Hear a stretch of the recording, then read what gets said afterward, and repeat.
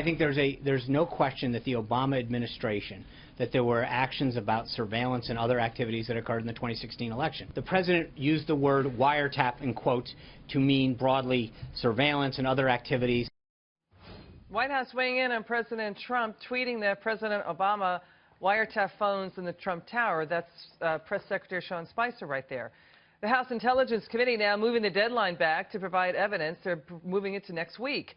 But my next guest says he's got the evidence right now about what happened. He is Fox News senior judicial analyst, Judge Andrew Napolitano. Now, you say that the Obama administration went around U.S. intelligence and relied on British intelligence. Well, I say that members of the intelligence community have said this. I myself have not seen this evidence, nor, of course, do I have any personal knowledge.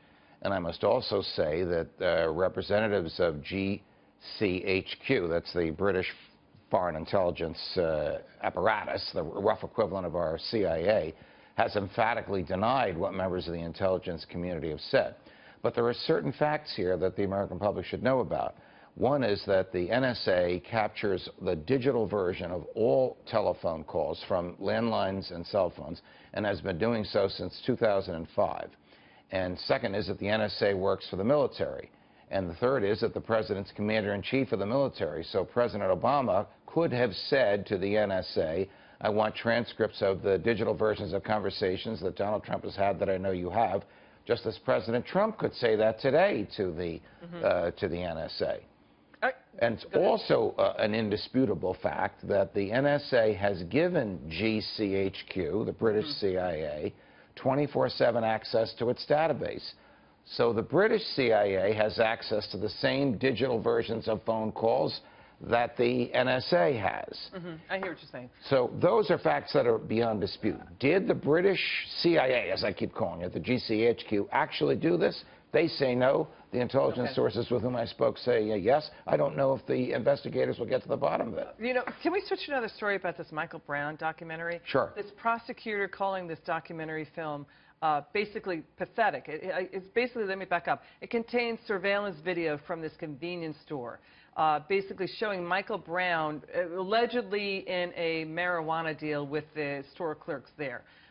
You know, he's now being accused of, doctoring the footage to cast doubt on the police claim that Michael Brown basically robbed the convenience store. What are your thoughts? Well, the police had reason to believe that Michael Brown was accused of robbing the store. Whether he actually robbed the store is irrelevant to what was in the officer's mind at the time the confrontation with Brown began. And secondly, I don't know if the tape was doctored. The prosecutor says his experts told him it was. I have to take him at its word. How can this documentarian claim he has proof of something if the tape that he offers has been edited and, according to the prosecutor's experts, poorly edited at that? But think about it. The tape does not affect what was in Officer Wilson's mind. And the grand jury, the state grand jury, as well as the federal prosecutor sent by Attorney General Holder, came to the same conclusion. His belief was rational. He had a report that the guy had just committed a crime, and that was the reason for the approach. The cop can't possibly decide if he's guilty or innocent.